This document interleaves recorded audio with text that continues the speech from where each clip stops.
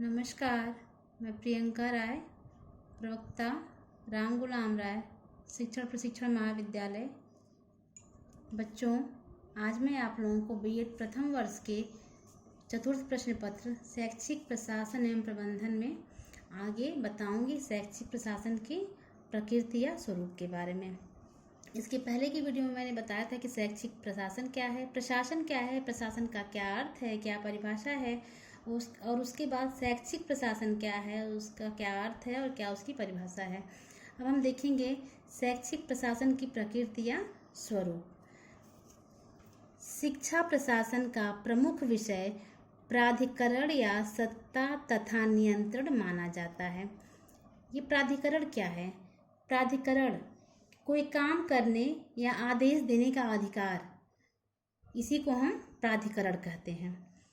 क्योंकि प्रशासन का स्वरूप तथा उसकी गुणवत्ता इस बात पर निर्भर करती है कि सत्ता तथा नियंत्रण करने की शक्ति किस बिंदु पर आधारित है और उनका प्रयोग किस प्रकार से किया जा रहा है।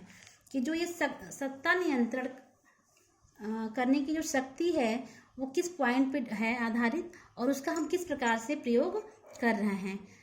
वस्तुतः सत्ता उस शक्ति को परिलक्षित करता है जो कार्यकर्ताओं के कार्यों का विभाजन करती है और उसके साथ ही साथ कार्य के लिए उन्हें उत्तरदायी भी बनाती है।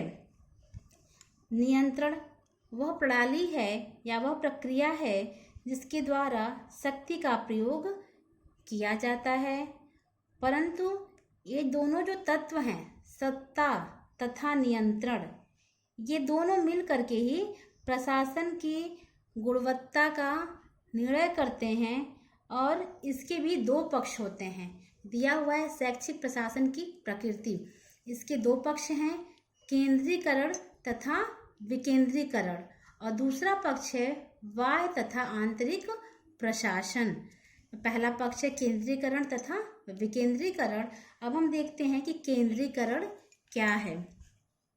केंद्रीकरण जो है बच्चों, वह प्रशासन का एक ऐसा स्वरूप है जिसमें सत्ता या शक्ति एक केंद्रीय शासन के रूप में ही निहित होती है और ये केंद्रीकरण केंद्रीय साधनों की नीतियों का निर्धारण एवं उसका क्रियान्वयन करता है। अर्थात यह नीतियों को बनाता है और उसको करने के लिए बताता है और साथ ही यह आदेश भी देता है और इसके लिए धन भी या पैसा रुपया भी प्रदान करता है। इस प्रकार का प्रशासन एक सत्ता लाने पर बल देता है। इसमें शिक्षा पर राज्य का एक अधिकार होता है और यह प्रशासन नौकरशाही से अधिकृत होता है। इसमें एक शब्द आया है बच्चों की नौकरशाही। नौकरशाही क्या है? तो नौकरशाही किसी भी संस्था या सरकार को चलाने के लिए की गई संरचनाओं या नियमों को ही हम नौकरशाही कहते हैं। एक बार फिर से हम बता देते हैं कि नौकरशाही क्या है। किसी भी संस्था या सरकार को चलाने के लिए की गई संरचनाओं या नियमों को हम नौकरशाही कहते हैं। इसको हम अफसरशाही भी कहते हैं और इसको हम अंग्रेजी में ब्यूरोक्रेसी भी कहते हैं। अब दूसरा जो आता है इसमें जो दिया हुआ है केंद्रीकरण तथा विकेंद्रीकरण, तो जो इसका दूसरा अंग है वह है विकेंद्रीकरण। जो विकेंद्रीकरण है वह प्रशासन का एक ऐसा स्वरूप है जिसमें सत्ता का नियंत्रण विकेंद्रीकरण होता है। यह स्वरूप स्थानीय समुदायों को आत्मनिर्भर बनाने के सिद्धांत पर आधारित है और इस स्वरूप में शिक्षा प्रशासन में अभिभावकों, समुदाय तथा शिक्षक, इन तीनों को समान महत्व दिया जाता है। किसी को ये नहीं, किसी को कम, किसी को ज़्यादा।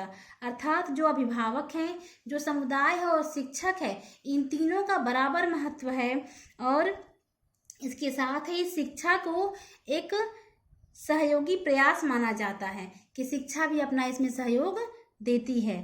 यह प्रशासन स्थानीय परिस्थितियों के साथ अनुकूलन करने पर बल देता है। अर्थात विकेंद्रीकरण में क्या होता है कि जो स्थानीय प्रशासन है, जो आसपास का प्रशासन है, उसमें भी यह सामंजस्य बैठाने पर बल देता है। अब दूसरा आता है इसमें कि बाह्य तथा आंतरिक प्रशासन। अब इसमें हम देखते हैं कि बाह्य प्रशासन क्या है। बाह्य प्रशासन उस प्रभाव एवं आदेश को संकेत देता है जो उच्च स्तर की शक्ति द्वारा किए जाते हैं। भारत में शिक्षा के बाह्य प्रशासन का अर्थ शिक्षा विभाग द्वारा शासकीय नियंत्रण से लगाया जाता है। या हम कह सकते हैं कि बाह्य प्रशासन का अर्थ है शिक्षा विभाग द्वारा शासकीय नियंत्रण करना। बाह्य प्रशासन में नियम और नियमों का निर्माण होता है, अर्थात नियम भी बाह्य प्रशासन में बनाए जाते हैं। और इसके साथ ही साथ भवन का निर्माण और खेल के मैदानों की देखभाल और वहाँ की जो व्यवस्था है उसमें भी वो सहायता देता है। साथ ही साथ इसके लिए निर्देशक और सिद्धांतों का भी निर्धारण करता है और शिक्षक तथा अन्य कर्मचारियों के वेतन, सेवा की दशाओं, सत्र की अवधि आदि का निर्धारण भी करता है। बाह्य प्रशासन का ये सारा काम है। अगला है या इसमें का जो दूसरा दिया हुआ है बिंदु वह है आंतरिक प्रशासन। बाह्य प्रशासन क्या है कि जिसमें शिक्षा विभाग का शासकीय नियंत्रण होता है। अब हम देखते हैं आंतरिक प्रशासन क्या है। आंतरिक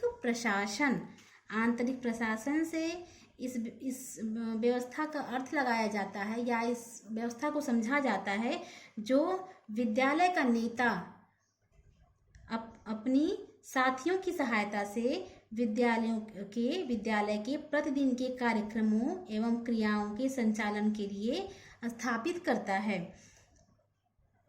इसके अतिरिक्त विद्यालय का नेता अपने शिक्षकों के साथ, अन्य कर्मचारियों के साथ, छात्रों के सहयोग से और शिक्षा विभाग द्वारा निर्धारित सामान्य नियमों के अनुसार विद्यालय की व्यवस्था करता है। अर्थात आंतरिक प्रशासन जो होता है वो विद्यालय के अंदर होता है और वहाँ पर जो विद्यालय का नेता होता है या जो भी अधिकारी होता है वह अपने विद्यालय के शिक्षक लोगों के साथ मिलकर के, वहाँ के बच्चों के साथ मिलकर के और वहाँ के कर्मचारियों के साथ मिलकर के वहाँ की पूरी व्यवस्था को देखता है।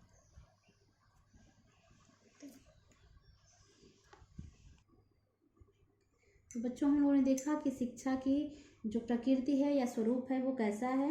अब हम देखेंगे आगे शैक्षिक प्रशासन के उद्देश्य कि शैक्षिक प्रशासन के क्या उद्देश्य हैं। तो जो बच्चों जो वर्तमान समय में शिक्षा का जो प्रसार है बहुत तेजी से हो रहा है और इसका परिणाम यह हुआ है कि शिक्षार्थियों की संख्या में वृद्धि हुई है या विद्यार्थियों की संख्या बढ़ी है। विद्यालयों का कार्यक्षेत्र भी बढ़ा है इसके द्वारा और पाठ्यक्रम का स्वरूप भी नियंत्रित हो गया है। जो आज का परिवेश है, आज के समय में मनोवैज्ञानिक अनुसंधान, परीक्षण और तथ्यों पर बल दिया जा रहा है, जिसके कारण विद्यालयों का उत्तरदायित्व सामाजिक, आर्थिक और राजनीतिक इन सभी दृष्टि से बढ़ रहा है। अतः हम कह सकते हैं या हम सोच सकते हैं या हम कह सकते हैं कि शैक्षिक विकास की दृष्टि से शिक्षा प्रशासन के उद्देश्यों को हम कई प्रकार से स्पष्ट कर सकते हैं। शिक्षा प्रशासन के जो उद्देश्य हैं वो पहला है बच्चों के सर्वांगीण विकास के लिए उचित वातावरण तैयार करना। नंबर 2 है सही बालकों को सही शिक्षकों द्वारा सही शिक्षा प्रदान करना। नंबर 3 है शिक्षा को सुनिश्चित योजना और सुनिश्चित रूप प्रदान करना।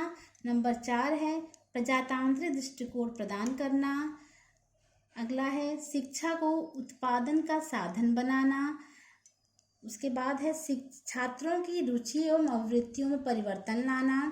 और फिर आगे है उचित अनुचित कार्यों के प्रति उपयुक्त दृष्टिकोण रखना। तथा अंतिम है शिक्षा संस्थानों का निरीक्षण पर्यवेक्षण कराना एवं आवश्यक प्रगति हेतु निर्देशन देना। बच्चों आज इतना ही। इसके बाद अगले वीडियो में या अगले क्लास में ये जो भी शिक्षा के उद्देश्य हैं इसके बारे में हम चर्चा करेंगे और इसको हम देखेंगे कि इसका जो उद्देश्य है वो किस प्रकार से इसको बताया गया है। धन्यवाद। आपका दिन शुभ हो।